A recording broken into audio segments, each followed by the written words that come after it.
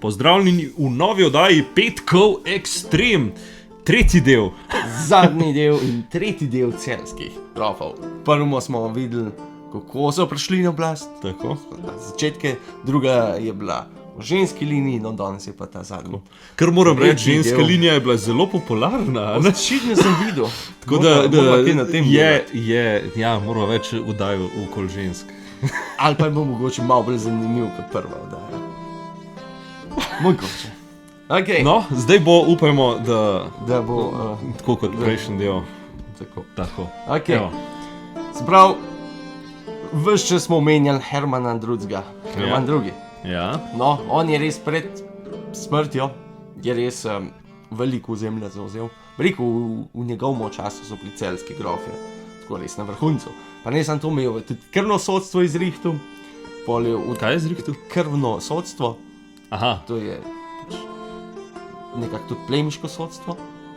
In pa krvno sodstvo v smislu, da če enega ubil, ne, Ja. ima on pravico recimo unga ubiti, ker Aha. včasih je bilo. Ja. Za oko. Zato je krvno. Pol je od Ortenbunžana v dediščino dobil, ker so pogodbe podpisovali ti plemiči zmer med sabo, za dovoljenje za kopanje rude je dobil in tako naprej. No, ni mu pa uspel nekaj, kar si je skozi želel, da bi bili celjski grofi knezi. Se pravi, da bi bili čist neodvisni, od nobenega recimo na isti ravni, kot so Habsburžani. Aha. Ker je umrl 1435, ampak naslednji let sta pa njegova, se pravi sin, Friderik II pa Ulrik II sta pa to doživela, so jih pa v kneze dali. Ja. Oziroma- No, se pol mu je ratal. Mu je ratal, Mislim, ampak ne spet, on si verjetno on želel. veš. aha, ja, Glede na to, kako je z otroki, kako je na otroke gledal. ja. Ja. No, ampak ja, še zmer ima neko vlogo. Ja. Je imel pri tem. No, oni so res bili pol, se pravi, Friderik je postal nekako neodvisen od Habsburžanov in tudi Celje, oziroma celjska ta kneževina, če bi bila zgodovina, če drugače razvila, bi lahko bila neka dežela, kot je Štajerska danes. Ali pa Kranjska bi bila lahko celjska enkrat, ampak do tega pač ni prišlo. Zakaj ne? Zato, ker so že naslednjo leto, 37. je bila državljanska vojna med Habsburžani in Celjani, Aha. ki je trajala vse do leta 43. Okay. In se pravi, Habsburžani niso se strinjali z vsem. Se pravi, bili so knezi, pa jim pa to ni bilo naenkrat več všeč. Ja, vse Habsburžani so bili skozi proti tem. Aha. Oni so si jih bali dejansko, Celjane, da lahko Aha. premočni ratajo. Ok. In so tudi na ta način, ker je bila vojna, so jih nekako hoteli ustaviti. Okay. V tej vojni je bilo res orenko pustošenje, čeprav so Celjani Ulrik je Kranj, Ljubljano in Novo mesto oblegal, sicer jih ni zavzel, ampak jih je pač oblegal, na kar so pol kompromis podpisali. Bilo je tako, nekateri se strinjajo, da so Celjani dejansko zmagali v vojni, ampak če je že bila zmaga, je bila taka pirova zmaga. Se pravi, na koncu ga še zmer najebali, ker kompromis so mogli podpisati s Habsburžani, se pravi, da so se odpovedali te kneževini, se pravi, niso mogli. Tako, in pa to, kar jih je koštalo na koncu, da jedno pogodbo so z njimi podpisali. Se pravi, če moška linija katerekoli družine izumreta, druga vse njihovo zemljo dobi. Aha, ok. Ja. Tako. No, Kira fora moška linija, veš? ja, pač, Tako, ali? na ta način je včasih vse potekalo in ja, čudno, škoda. Ja. Škoda. Ja, mislim pač kar neki, ampak ok. Ja. No, Friderik II, ki smo rekli, njegov najbolj znan je potem, da je imel afero z Veroniko. Potem, ko je pa oče njegov umrl, vojaško se je mogel seveda vzpostaviti, ker je bila državljanska vojna. Pol se je pa spet bolj v zadje pomaknil, bolj je, ni se tako politično izpostavljal. Za razliko od njegovega sina, Ulrika II. On je pa, kako mi rečemo, da se je ven kazal. Aha. Rekel, preveč je bil tak, zato je pa tudi marsikakšnega nasprotnika dobil, ker njegov spremstvo je bilo večje od kralja ali pa od cesarja.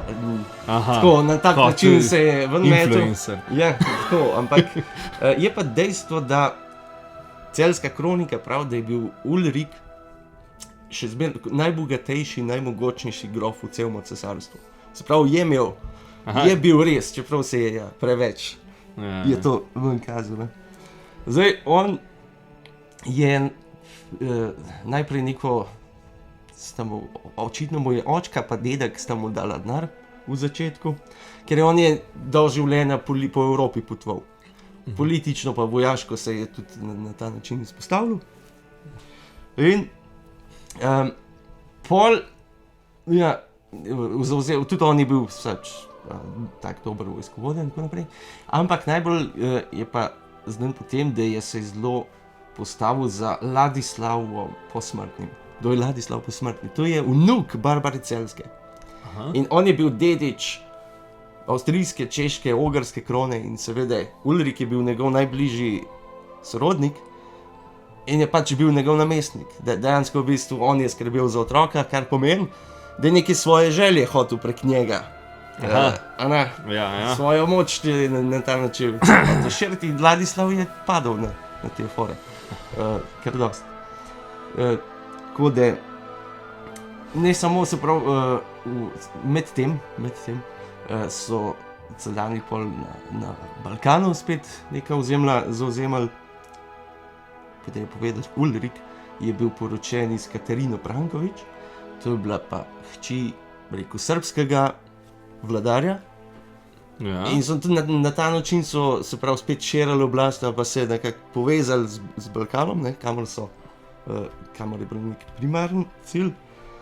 In ena stvar še te povedati, se prav sestra od te Katarine je bila poročena s turškim sultanom.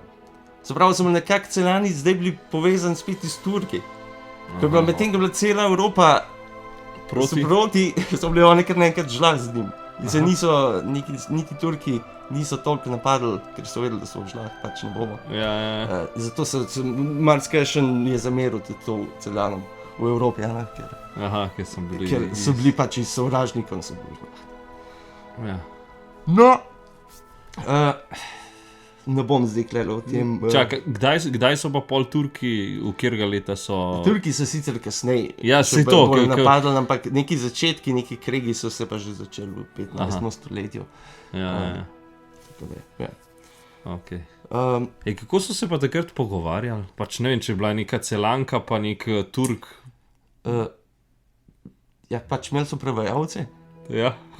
Ampak po drugi strani, sploh tukaj, pri tej Katarini. Zaprav, Ulrik je znal govoriti nemško, rečemo temu, pa latinsko, pa še so znali nekaj jezikov. Kako so pa pri nas govorili? Bi znali, po mojem, so nekako to nekomu slovanskemu narečju, ker je nek piše, da je Ulrik kmetom v okolici Celja nekaj razlagal, kako morajo saditi neki. Kar je po en strani. Kaj bo en vitez meni razlagal, ampak očitno jim ni v nemščini razlagal, ampak jim je mogel tako razlagati, da so oni zastopali. Katarina je pa v bistvu obdržala pravoslavno vero in verjetno tudi jezik in tako naprej. In glede na to, da je imela sestra na turškem dvoru, so se že nekako zastopali. Lihko, kaj danes vam Google Translate, takrat je bil pa en človek. Google Translate. Dobro, ja. Ne bom razlagal o tej zgodbi z Ogrsko, kjer so bili Hunjadi, glavna družina. Namreč ta Ladislav, za kateremu je Ulrik stal, je bil tudi ogrski dedič. Ampak tam tega niso hoteli in je pol so bili neki kregi in tudi neke vojne, in se na ta način se tem Hunjadijom Celjani so se zamerili. No, long story short, z Ladislavom je Ulrik dejansko vladal na Dunaju, je vladal v bistvu v celi Avstriji, na Češko se je oziral, se pravi na Ogrsko se je oziral, na jugu so bili Celjani sploh močni, ko so kasneje dobili še Dalmacijo in celo Slavonijo. No, ko je bila pa takrat so se pa že začeli neke vojne proti Turkom. In Ulrik je vodil 40 tisoč križarjev, ki so šli proti Beogradu, da bodo varovali tisto, oziroma se pridružili vojni. Tam so nekako v Beogradu se izbrala tista evropska vojska, kjer so bili tudi te hunjadi, ti Mađari, ki niso marali. Ja, Celano, ja. No, ko so hodili dol, so nekateri, ki so bili bližje Beogradu, so eni rekli, Ulrik, nekaj se dogaja, mogoče je boljše, da ne greš v Beograd, ker a ne, napet, pač vse je malo napet, a ne. Pa je rekel Ulrik, lej, jaz grem. No, in to ga je koštalo. Ja. Namreč, Glave. tako. Bravo, si se zapomnil to. Ja, ne vem točen, kjer ga dneva pozabil sem, ampak 1456 po maši so mu rekli, pridi, pojdi tole do Hunjadija, nekaj bi te rad vprašal, kjer so ga pričakali z meči in z vsemi in ga obglavili, ubili in tako naprej. In tako je bilo konc Celjanov oziroma celjske krone. Ja, pol ni bilo, kva ni imel. No, še epilog. Ja. Torej, ja, veliko zemlja, veliko vsega, kaj zdaj naredimo. Ja. Temu se reče boj za celjsko dediščino. Okay. Mislim, da je bilo 24 različnih ljudi, ki so zahtevali njihova ozemlja na tak in drugačen način, zato se je vojna raznela.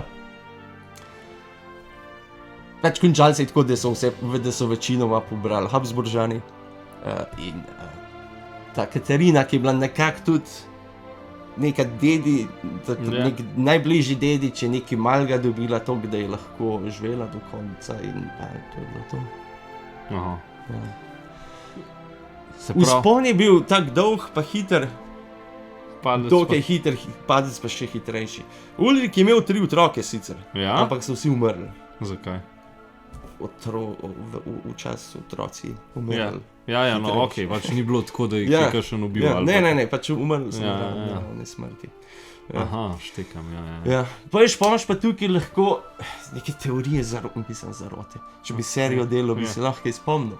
Ja? Friderik, Ja. oče Ulrika, je šel v Rim pred smrtjo do papeža, kjer so mimogrede Celjani so imeli tudi na papežkem dvoru svoje ljudje.